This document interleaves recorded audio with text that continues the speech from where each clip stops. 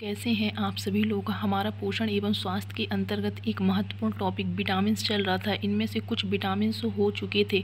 आज हम विटामिन के बारे में पढ़ेंगे। तो चलिए स्टार्ट करते हैं।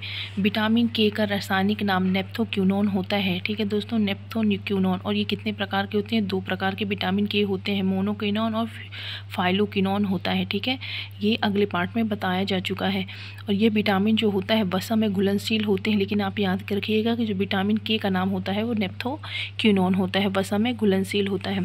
कार्य की बात करें तो रक्त की थक्का जमने में मदद करता है, प्रोटीन और प्लाज्मा का निर्माण करता है। प्लाज्मा प्रोटीन का निर्माण करने का कार्य करता है। प्लाज्मा प्रोटीन कौन से होते हैं? प्रोथ्रोम्बिन और फाइब्रिनोजेन होते हैं। रक्त के थक्का बनने की क्रिया में मदद करता है। ठीक है, रक्त के थक्के बनने की क्रिया को मदद करता है।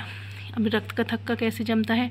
तो जब चोट लगती है तो हमारे रक्त में जो कैल्शियम आयन होता है वो एक्टिव हो जाता है डैमेज सेल से, और ये कैल्शियम आयन प्रोथ्रोम्बिन और थ्रोम्बोप्लास्टिन से क्रिया करता है। थ्रोम्बोप्लास्टिन और प्रोथ्रोम्बिन से क्रिया करता है और थ्रोम्बिन बनाता है। ये क्रिया थ्रोम्बोकाइनस नामक एंजाइम की उपस्थिति में होती है।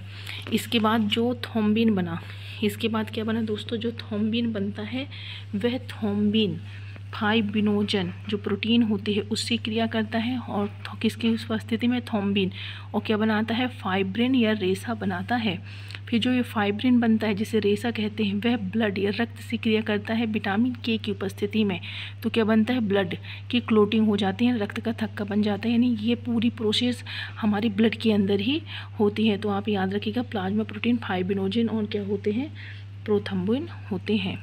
तो विटामिन के रक्त का थक्का जमाने के लिए कौन जमाता है? यानी विटामिन के जो होता है रक्त का थक्का जमाने का कार्य करता है।